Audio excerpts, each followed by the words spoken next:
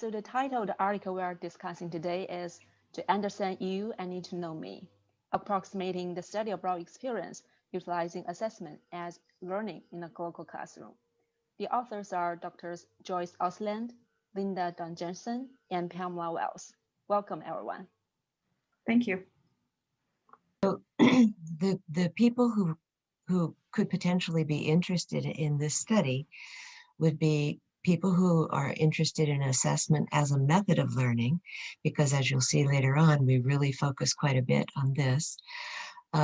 People who are interested in designing local experiences or these are alternatives to study abroad.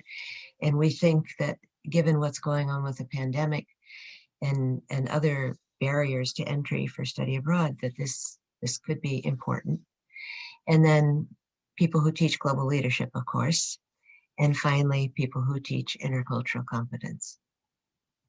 Thank you, Joyce, and thank you, Lan, for joining us. And just briefly, we wanted to walk through a little bit of the different activities we did in the different types of assessments, so that the audience here could get a feel for what we were doing in the Glocal Classroom. And as we said, our measurements of assessment of learning was around quizzes and exams, and at the end of the semester we actually do a skill-based behavioral exam to really make sure that they were understanding the content.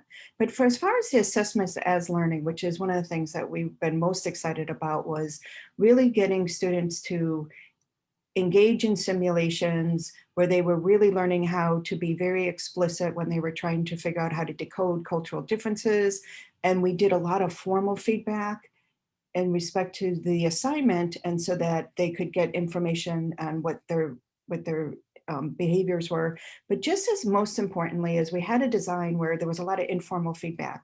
And so as they were engaging in these real-time exercises, they were getting feedback either at the group activity or an experiential exercise.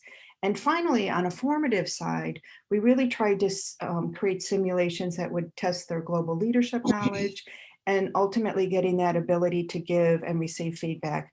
But we also let them do do-overs, which we don't always get to do, right, in the real world, where if there was, maybe they had a cultural mishap, but then they got to kind of take a step back and try it again. So they could immediately get that immediate feedback, so that, one, I think it created a classroom that they were less frightened then to actually put themselves out there, because they knew, okay, if I make a mistake, I can come back and do it again.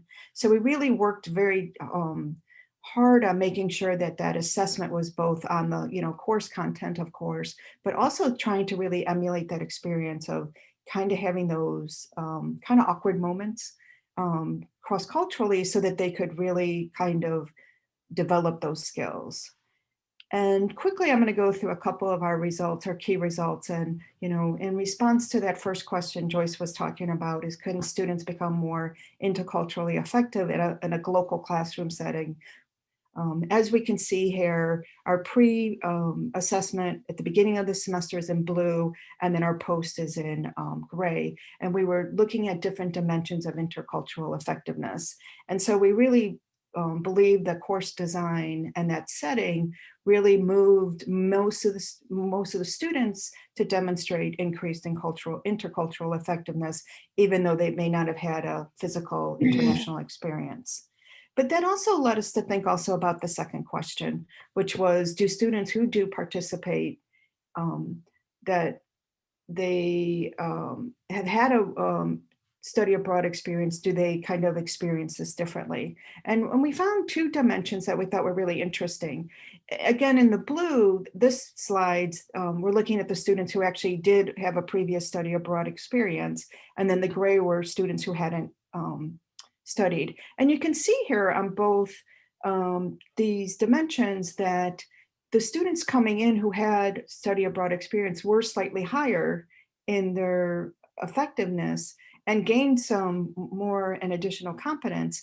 But what we thought was really fascinating on this was when we went and measured at the end of the semester for the students who had gone through the classroom experience against what students who had come into the classroom experience at the beginning of the semester, we actually found that students were able to gain this effectiveness. And so we really were kind of pleased by this, because it really starts to demonstrate that, although we're not suggesting that we don't want to replace study abroad, but as an alternative to kind of to come over those barriers, this is definitely a positive process in which we were able to get students to be culturally effective. And so when we think about this study in particular, I mean, we see one of the primary way it contributes to the literature is that, to the best of our knowledge, there really hasn't been research or studies that are showing how assessment in a pedagogical course design really can move intercultural effectiveness. And so we feel like that is one contribution of our study that we're pleased with. But the other thing we thought was really interesting about this is getting us to think about, again, not necessarily to replace study abroad, but it also does open kind of those possibilities on alternatives to study abroad. And so we leave the group with kind of these last 3 bullet points are about, thinking about future research. So then thinking about, does prior international experience predispose students to take fuller advantage of subsequent training? And if so, why?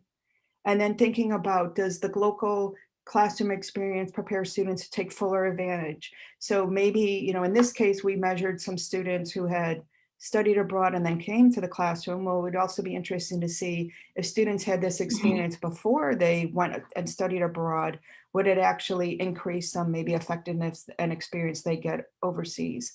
And then finally, are students with higher level intercultural competence more motivated to seek out study abroad programs? So we talk about some of the barriers to study abroad, maybe being financial or being obviously right now pandemic, but also kind of thinking about what's motivating students to move or to engage in a study abroad program.